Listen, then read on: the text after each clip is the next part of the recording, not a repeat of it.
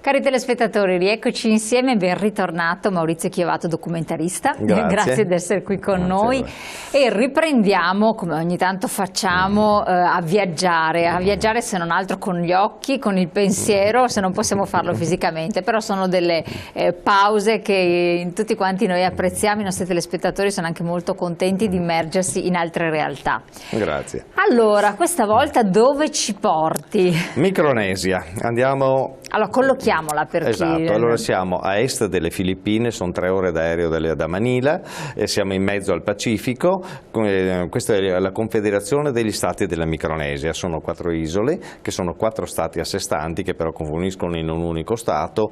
In parole povere farebbero parte dell'America, anche se di fatto sono autonome, però hanno come valuta il dollaro, erano stati proprio presi dall'America con l'ultima guerra, sono state molte battaglie, di seguito poi risollevata tutta l'economia, proprio l'America è intervenuta a vantaggio loro, per cui sono autonome ma sono molto legate all'America.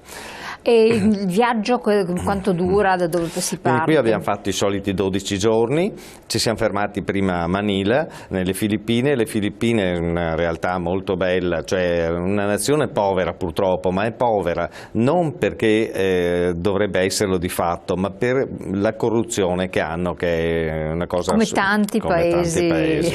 Perché ricordiamo ad esempio nelle Filippine, ecco qui stiamo già girando, qui vediamo il caotico traffico che c'è delle Filippine. Sono sempre sorridenti, bellissimi e tutto, ma nelle Filippine ad esempio l'elettronica, l'80% dei componenti dei telefoni vengono fatti nelle Filippine. Qui ecco stiamo muovendoci in barca e stiamo andando alle cascate dove hanno girato Apocalypse Now. E Apocalypse Now riguarda la guerra del Vietnam, però certi scenari sono stati più confacenti, ad esempio nelle Filippine, per dare l'effetto scenico è stato migliore mettere nelle Filippine. Qui c'è questa risalita del fiume con 2 filippini che ci tirano praticamente con la pagaia e portano su, e dopo abbiamo la discesa, che invece la discesa è bellissima perché si fa proprio rafting in questo torrente, quindi è abbastanza faticoso.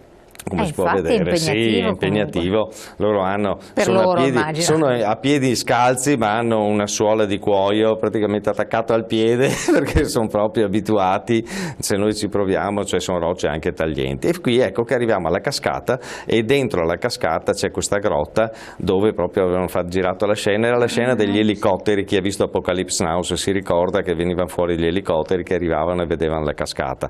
Quindi questa è la scena dove eravamo lì.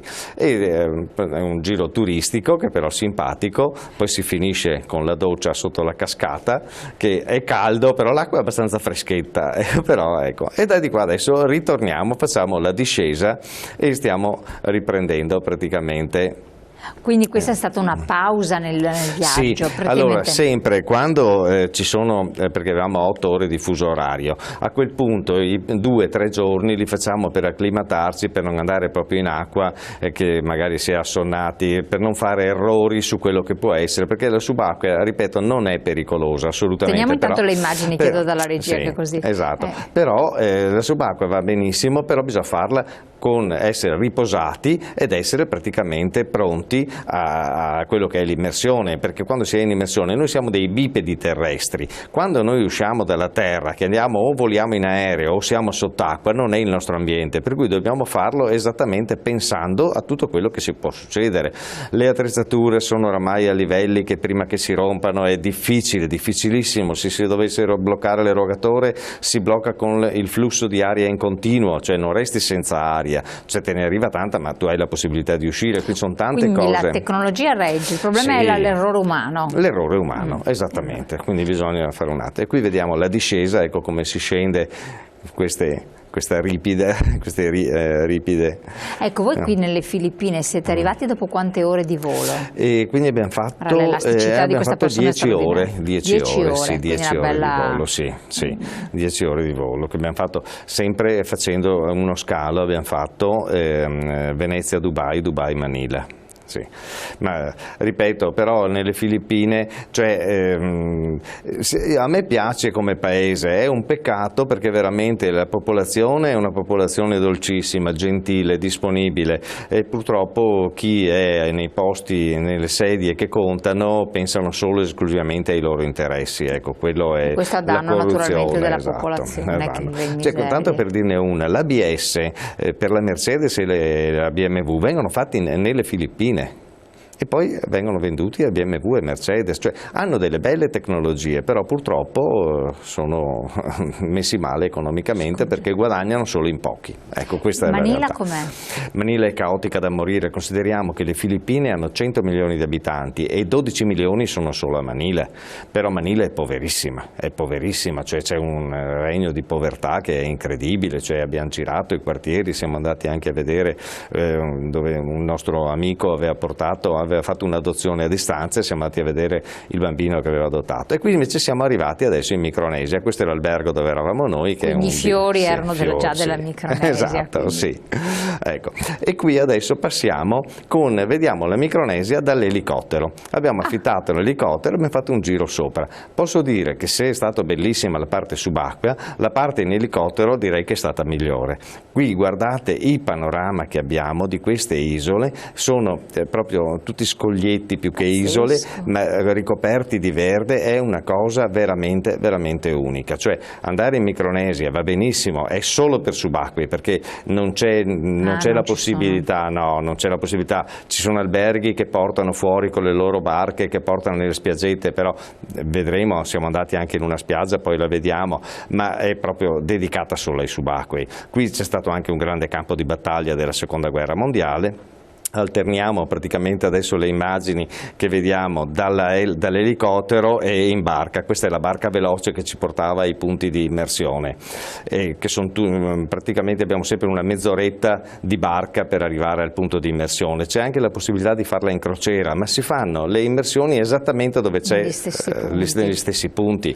E con l'acqua è splendida. L'acqua è splendida, no, ma visto così posso dire è una cosa incredibile questo viaggio, proprio merita. Per carità, se ne approfittano perché un giretto così in elicottero è abbastanza caro, ma ne vale la pena perché è veramente bellissima la Micronesia. Avevamo un pilota messicano simpatico, veramente proprio uno spasso. Non ritardatario. No, questa volta non ritardatario, no, veramente. E proprio poi quando abbiamo preso confidenza così, allora ci faceva, ecco, in questo caso qui, adesso mi pare che sia questo il punto, che fa un passaggio proprio fra due isole, che ho detto, ma ci passiamo con l'elicottero, proprio è passato rasente, e adesso vediamo proprio. Ma sono questi isolotti non sono abitati? No, non sono abitati. Proprio foresta. No. Parliamo che ci devono essere in tutta la Confederazione degli Stati della Micronesia 300.000 abitanti, cioè sono poche persone. Ecco, questo è il punto dove siamo passati, che proprio ho detto, ma possiamo alzarci un po' di più, invece è proprio passato in mezzo a questo passaggio che vedo,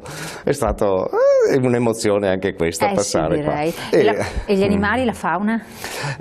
Qui allora di animali direi uccelli tantissimi, sono i soliti uccelli tropicali che troviamo, però per il resto è solo pesci, cioè di animali terrestri non c'è niente praticamente. Non vorrei sbagliarmi, credo che non abbiano neanche serpenti. Credo che non ci siano neanche serpenti, cioè magari serpenti marini ci possono essere, ma serpenti terrestri non ho sentito. Ma voi alloggiavate dove? Quindi era un albergo che avevamo praticamente le stanze. In questo albergo sarebbe tipo bungalow, avevamo più che stanze, e eravamo sopra e vedevamo praticamente tutto. Adesso comunque con l'elicottero ci passiamo, perché ho ripreso anche l'albergo dove eravamo. Quindi voi partivate dall'albergo, andavate venivano a prenderci alla mattina con un pulmino, ci portavano al diving, e dal diving si partiva, e qui vediamo sempre quello che è praticamente, perché le immersioni, ricordiamoci, sono sempre vicini alle pareti, non è che andiamo fuori, o perlomeno ci deve essere una secca, perché le immersioni nel blu non direbbero niente. Ecco, sono qui davanti che sto facendo la ripresa del passaggio di prima, ecco. amici, e qui vediamo. Ma come vi è venuta in mente la Micronesia? Beh, l'ho già fatta, è la seconda volta che vado, ma è una meta veramente molto molto bella.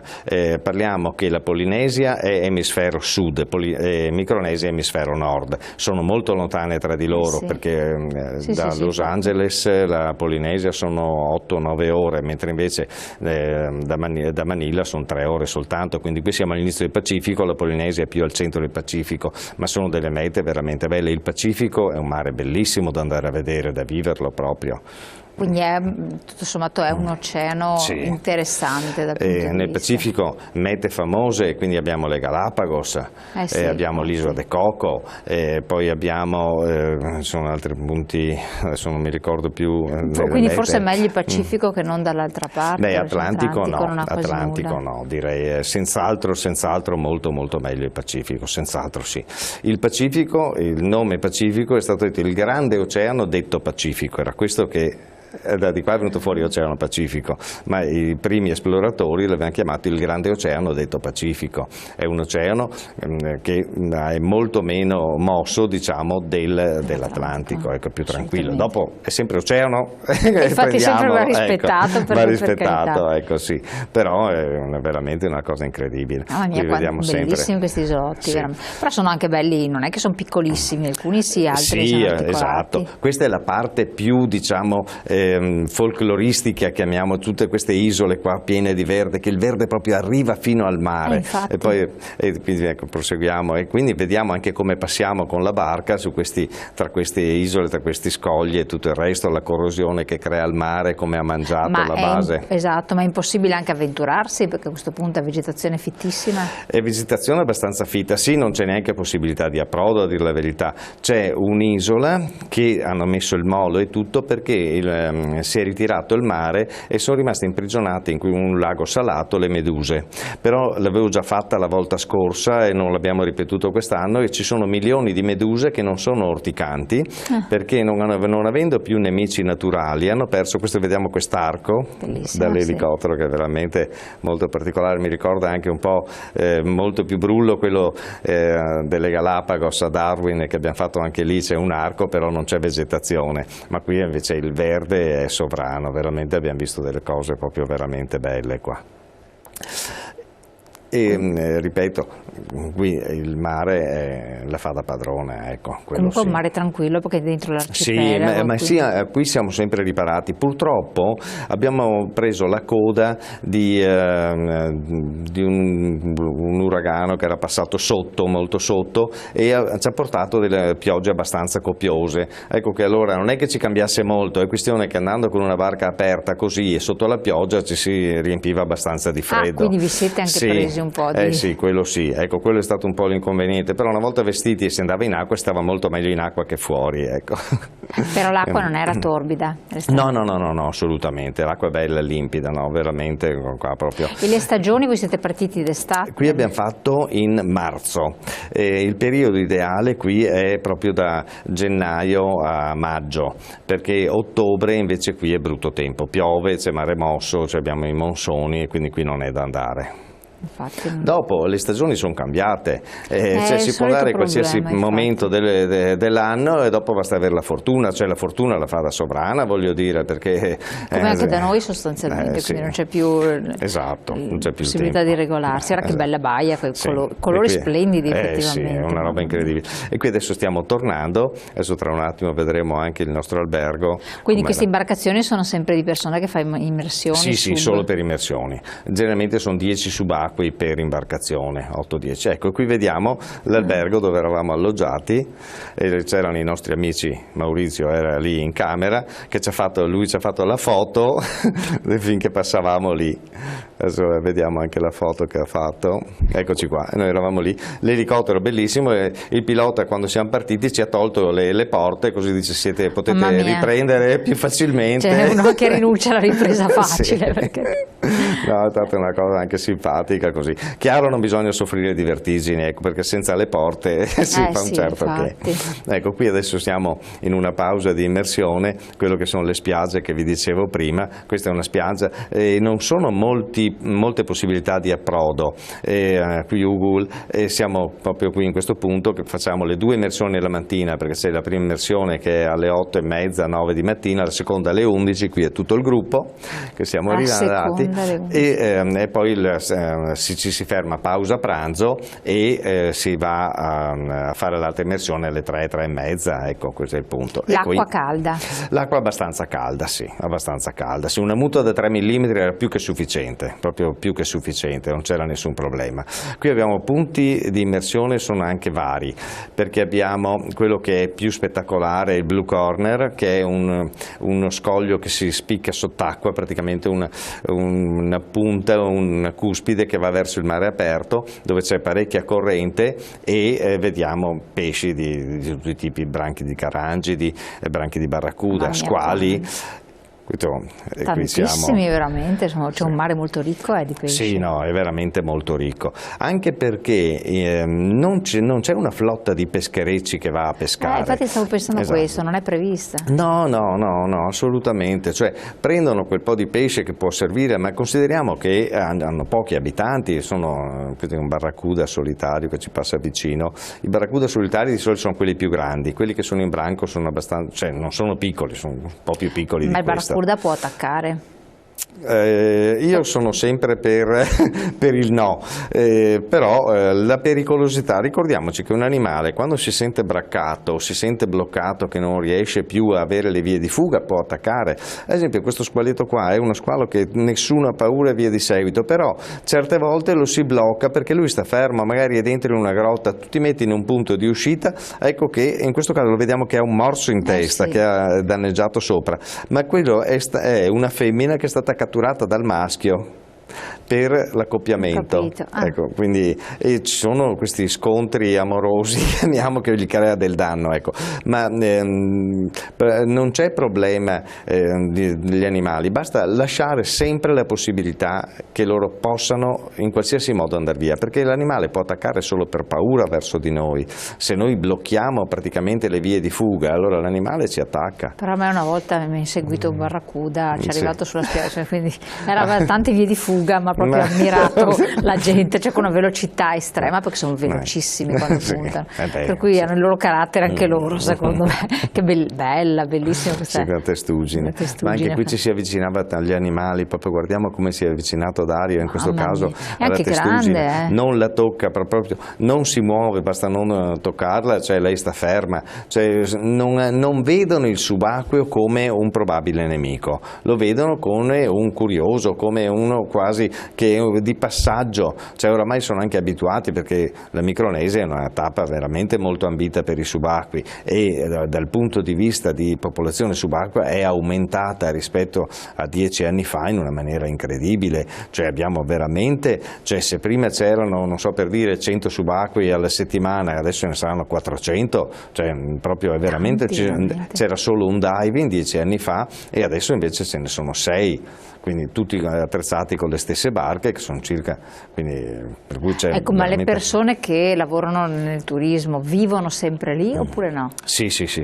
Allora, l'accompagnatore subacqueo devono dargli un punto che deve smaltire le microbolle che ha accumulato, perché loro fanno immersioni tutte le settimane, 3 volte al giorno e quindi può essere anche un pericolo, possono avere delle embolie. Ecco che allora in quel caso specifico c'è la pausa di un mese anche e poi ritornano a fare immersioni. E vivono nella zona? E vivono nella zona, sì, sono sempre lì. Ecco. Allora andiamo in pubblicità un attimo, poi ritorniamo insieme.